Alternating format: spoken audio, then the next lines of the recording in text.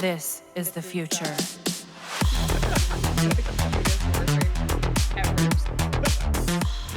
Some players may get excited with the new Warframe because of how anime-she Yerli is cute, and the perfect example of a Japanese cartoon that came into outer space. Well, I won't take away that excitement, but I don't care about how this new Warframe looks like. What a new Warframe always means for me is I have a new toy to play with and break the game. Don't tell Digital Extremes. Well, this is nothing new, as it seems that every time the developer added something, the game becomes more broken. It's a power fantasy set in space, so what else would you expect? But we are not here to talk about how broken Warframe is, we are here to talk about what I'm excited about Yerli. Based on what I've seen on the recent dev stream, Yerli is more of a group and kill Warframe. She also got insane mobility, and it's really great to see a water-based Warframe that actually uses water as her abilities. I mean, there's a certain Warframe out there that is also water-based, but all he does is sit in a puddle. We don't want that, right? Also, I really love how each abilities work.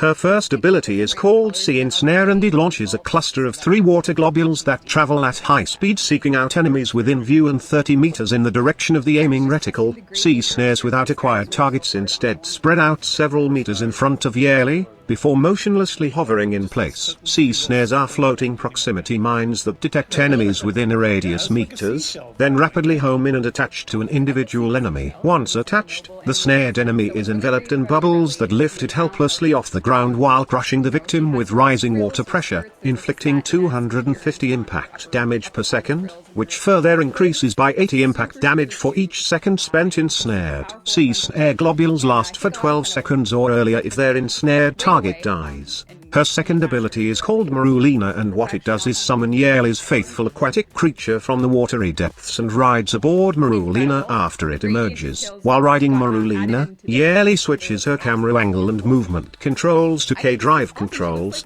aboard her transport. Yerli only wields her equipped secondary weapon, but may also cast her other abilities while maintaining free movement. Marulina has a base health pool of 5,000 health points that protects Yerli's hit points by absorbing 75% of incoming enemy damage in her stead. Yerli may dismount from Marulina by pressing the ability key again, default 2, or performing a quick melee attack, default T, to despawn it and switch back to normal Warframe controls. While active, Marulina's health indicator is displayed above Yerli's ability icons. Yerli is briefly invulnerable during her mounting, dismounting, and sudden ejection transitions. Yerli aboard Marulina is able to use selective gear items such as deploying team bonus consumables, as well as initiate interaction with some objects such as opening doors and picking up, inserting a data mass. Yerli does not experience ragdoll effects from suddenly ejecting off of Marulina. She is also less prone to fall off from strong impact collisions with the environment and obstacles. This is basically her mobility skill, but I would like to know if while riding your sea creature, will Yerli be immune to knockdown effects? If it does, then this will be awesome for her and provide almost no restriction when it comes to movement. Yerli projects her aqua blades that orbit around her for 25 seconds. Aqua blades rapidly revolve clockwise around Yerli from several meters away, inflicting slash damage and status effect to enemies on contact. Subsuming Yerli to the helm full of aqua blades and its augments to be used by other Warframes. There are lots of potential combos you can do with this subsume ability. And what's more exciting is that this is a slash-based ability. The very first combo I want to do with aqua blades is mixed with Excalibur. I know it doesn't make sense, but I just want to cosplay as Virgil from Devil May Cry. Imagine wielding a sword while blades are also hovering in your body. But there are better combos for aqua blades. There's Gara, which turns a Splinter Storm build even more deadly since you got 2 damage over time abilities. However,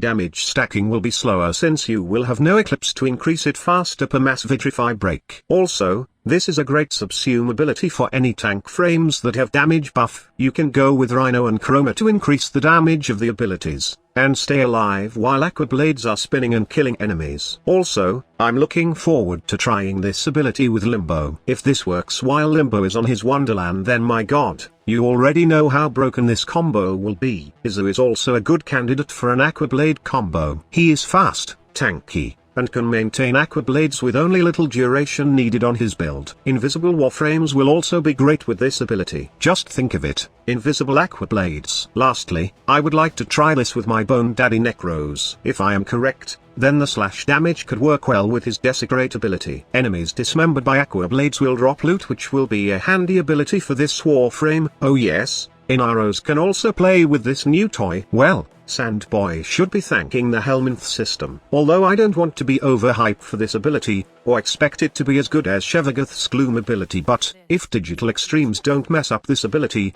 and I'm referring to the slash damage, then we will definitely have another fun Helminth ability. In terms of yearly, aqua blades will be very handy for this Warframe since she is more focused on mobility and grouping enemies with her other abilities. Aqua blades will be more of a DPS ability for her, and mind you, we only talked about 3 of her abilities. She also got her Cyclone Strike, which is her ultimate ability that conjures forth a cyclone of rising water currents for seconds at the location on her aiming reticle. Enemies within range succumb to the turbulent flow, receiving damage and being drawn into the spiral, then rise upward until they are violently ejected when the whirlpool expands into a giant bubble and bursts. What are you excited about in the Sisters of Parvos update? Are you also excited about the new Warframe? Let me know in the comment section below about your thoughts on the upcoming update, and what are you expecting about the new Warframe? Before I let you leave, I would just like to remind the winner of the Gara Prime access to please claim your prize. I have sent the instruction on how to do it in your email, and please check it as soon as possible and give me the details that I need. The name of the winner is displayed on your screen, and I'm hoping that you will claim it as soon as possible. Please hurry, as we got a deadline for the prizes. If you can't claim it on Monday, then I may have to redo the giveaway and give it a chance to others. Thank you so much for watching. Squad Leader signing off.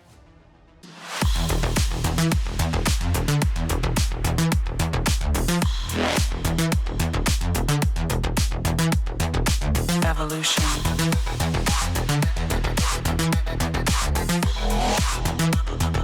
This is the future.